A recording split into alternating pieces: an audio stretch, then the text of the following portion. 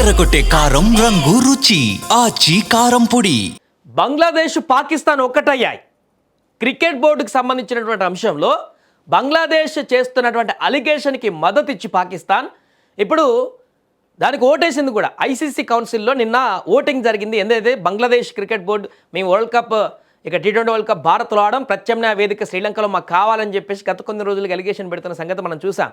అయితే ఇక్కడ big shock ICC ఇచ్చింది, చుక్కలు చూపెట్టింది బంగ్లాదేశ్ క్రికెట్ బోర్డు. కానీ దానికంటే ముందు మీటింగ్లో ఏం జరిగిందో చూద్దాం.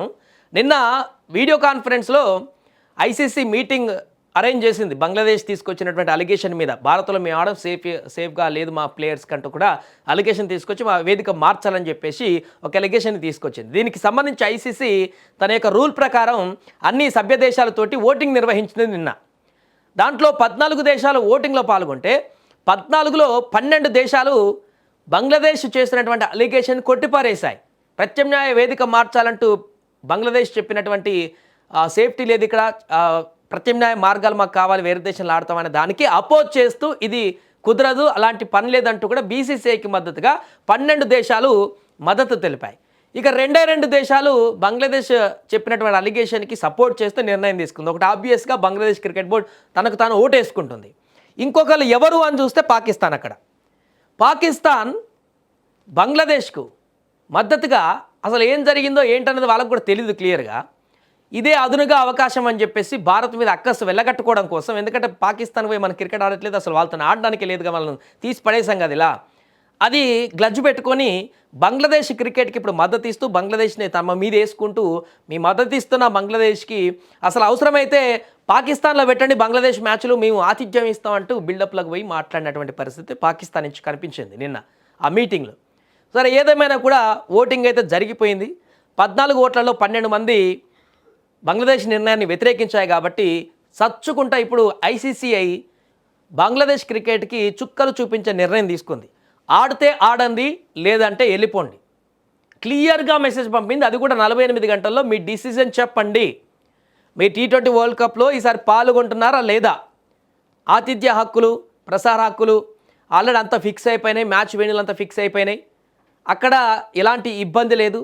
మీ పర్సనల్ ఇంటెన్షన్ తోటి ఏదైనా అప్పటికప్పుడు ఇలా మార్చండి అంటే అది ఐసీసీ నిబంధనలు, రాబోయే క్రీడా స్ఫూర్తికి కొంత డిఫరెంట్ మెసేజ్ వెళ్ళిపోతుంది అనేటువంటి. ఎందుకంటే చిన్న చిన్న కారణాలు చూసి ఆ స్వదేశంలో ఉన్న రాజకీయ పరిస్థితులను చూసి ఎవరు పడతాడు ఇట్లా వెన్నులు మార్చండి, అది మార్చండి అంటే ఇప్పుడు బంగ్లాదేశ్కి అలసిస్తే మిగతా దేశాలు కూడా ఇట్లాంటి పెద్ద ఈవెంట్లు జరిగినప్పుడు ప్రతి ఒక్కడు ముందు ఏదో ఒకటి వాళ్ళకు అప్పటి వరకు ఉన్న మెంటల్ కండిషన్ తోటి మాకు మార్చండి మార్చండి అంటే అది ఒక ఐసీసీ పెద్ద ఈవెంట్లనే భవిష్యత్తులో నిర్వహించలేనటువంటి పరిస్థితి ఉంటుంది. అందుకనే ఎప్పుడైనా పర్సనల్ ఇంటర్నేషనల్ కోసం, పర్సనల్ వాటి కోసం ఇలాంటి పెద్ద ఈవెంట్లలో మిస్గైడ్ కాదు. అది కూడా బంగ్లాదేశ్ ఒక చిన్న దేశము, క్రికెట్ మొత్తం ఇక్కడ బీసీసీఐ కంట్రోల్ నడుస్తుంటుంది. అన్ని దేశాలకు కూడా ఫండింగ్ అంతా ఇచ్చేది బీసీసీఐ, అటు బంగ్లాదేశ్కి కూడా ఇచ్చేది బీసీసీఐ.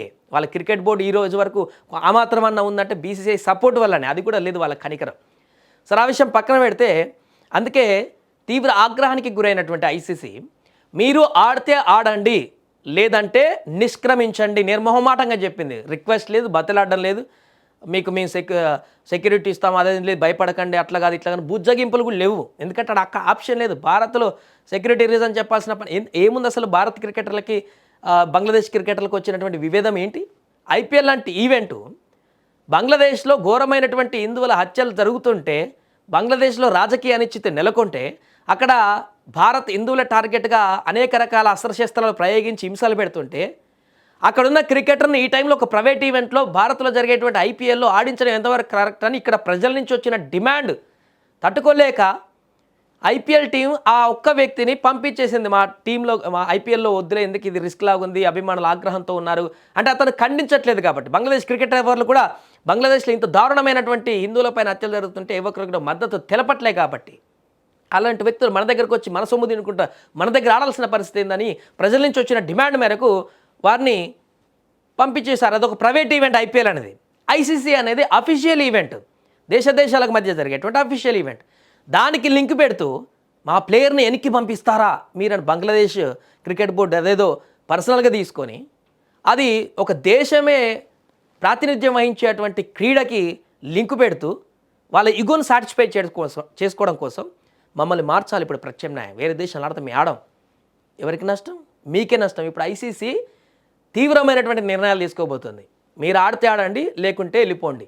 మీరు వెళ్ళిపోతే వెంటనే స్కాట్లాండ్ నిబంధనల ప్రకారం బంగ్లాదేశ్ కింద ఉన్నటువంటి స్కాట్లాండ్ ఎంట్రీ ఇస్తుంది. ఇప్పుడు స్కాట్లాండ్ చాలా ఆతృతగా ఎదురు చూస్తుంది, మాకు ఛాన్స్ రాబోతుందని వారు ఆతృతగా ఎదురు చూస్తున్నారు. ఎందుకంటే ఇంత పెద్ద T20 వరల్డ్ కప్లలో అవకాశం రావడమే, ఆడడానికి పార్టిసిపేట్ చేయడమే గొప్పగా అనుకుంటాయి కొన్ని దేశాలు. చాలా రేర్గా వస్తుంటాయి కాబట్టి అవకాశాలు. వాళ్ళు ఆశగా ఎదురు చూస్తున్నారు. స్కాట్లాండ్ టీం మేము మా ప్రదర్శన ఇస్తాం, భారత్కు వచ్చి మాకు వచ్చేటువంటి ఒకవేళ మాకు ఈ అవకాశం వస్తే ఖచ్చితంగా సద్వినియోగం చేసుకుంటామంటూ కూడా వాళ్ళు ఉవ్విలూరుతున్నారు. వాళ్ళు రెడీగా ఉన్నారు. ఐసీసీ కూడా వాళ్ళకి ఇన్ఫామ్ చేసేటువంటి పరిస్థితి ఉంది ఇప్పుడు ఏమైనా తేడా వస్తే బంగ్లాదేశ్. అండ్ అలాగే ఇప్పుడు బంగ్లాదేశ్ చేసేటువంటి ఈ పరిణామాల కారణంగా బంగ్లాదేశ్కు రావాల్సినటువంటి వాటా మొత్తం బీసీసీఐ నిలిపివేయడమే కాకుండా చట్టపరమైనటువంటి చర్యలు కూడా తీసుకోబోతుంది, పనిష్మెంట్ కూడా ఇవ్వబోతుంది, జరిమానా కూడా వేయబోతుంది నిష్క్రమిస్తే. మీరు చేసినటువంటి ఈ పని వల్ల ఐసీసీకి ఇబ్బందికరమైనటువంటి పరిస్థితులు వస్తాయి. ఖచ్చితంగా వారి రూల్ ప్రకారం ఇప్పుడు భారీ జరిమానా కూడా కట్టుకోవాల్సిన పరిస్థితి ఏర్పడింది బంగ్లాదేశ్. తనకు తాను చేసుకున్నటువంటి పరిణామాల కారణంగా ఇప్పుడు బంగ్లాదేశ్ తాను తవ్వినటువంటి గోతిలో తానే పడిపోయినటువంటి పరిస్థితి ఉంది. ఆ కెప్టెన్ లిటన్ దాస్ కూడా ఆవేదన వ్యక్తం చేస్తున్నాడు. అక్కడ జర్నలిస్ట్ అడిగినటువంటి ప్రశ్నకి మీరు T20 ఎక్కడ ఆడబోతున్నారు ఏంటి అని అడిగితే మేము ఎక్కడ ఆడబోతున్నామో తెలియట్లేదు, ఏ దేశంలో ఆడబోతున్నామో తెలియట్లేదు, అసలు ఆడుతామా లేదో కూడా తెలియదు అనేటువంటి నిరాశతోటి అతను మాట్లాడాడు. మా ప్లేయర్లకు కూడా తెలియట్లేదు ఏం జరుగుతుందో ఇప్పటికీ, మా చేతుల్లో లేదని ఆయన చెప్తున్నాడు. ఏదేమైనా కూడా బంగ్లాదేశ్ చేసినటువంటి క్రీడకు రాజకీయ రంగు పులుముతే ఏ రకమైనటువంటి పరిస్థితులకు ఏర్పడతాయి అనే దానికి నిదర్శనంగా మారింది బంగ్లాదేశ్. ఇప్పటికైనా బుద్ధి తెచ్చుకొని వచ్చి సైలెంట్గా ప్రదర్శన చేసి మంచిగా క్రికెట్ ఆడి, సరే ఎక్కడి వరకు ఆడతారు, సెమీస్ వరకు ఆడతారో ఎక్కడికి ఆడతారు, మీ మంచి ప్రదర్శన ఇచ్చి అక్కడికి వెళ్తే ఓకే హ్యాపీ. కానీ దీనికి ఈ రకమైనటువంటి రాజకీయ రంగు పులిమి రకరకాలుగా భారత్తో కయ్యం పెట్టుకుందామని, ఎక్కడ సందు దొరికితే వాళ్ళ మీద అలిగేషన్ చేద్దామని ఈ రకమైనటువంటి ఇంటెన్షన్తో ఉంటే పూర్తిగా బంగ్లాదేశ్ క్రికెట్ అనేది కనుమరుగయ్యేటువంటి ప్రమాదం ఉంటుంది. సో ఇది నిన్న బంగ్లాదేశ్ క్రికెట్ బోర్డుకు సంబంధించి ఐసీసీ తీసుకున్నటువంటి నిర్ణయం. దీంతో బిగ్ షాక్ ఇచ్చిందని చెప్పాలి ఐసీసీఐ.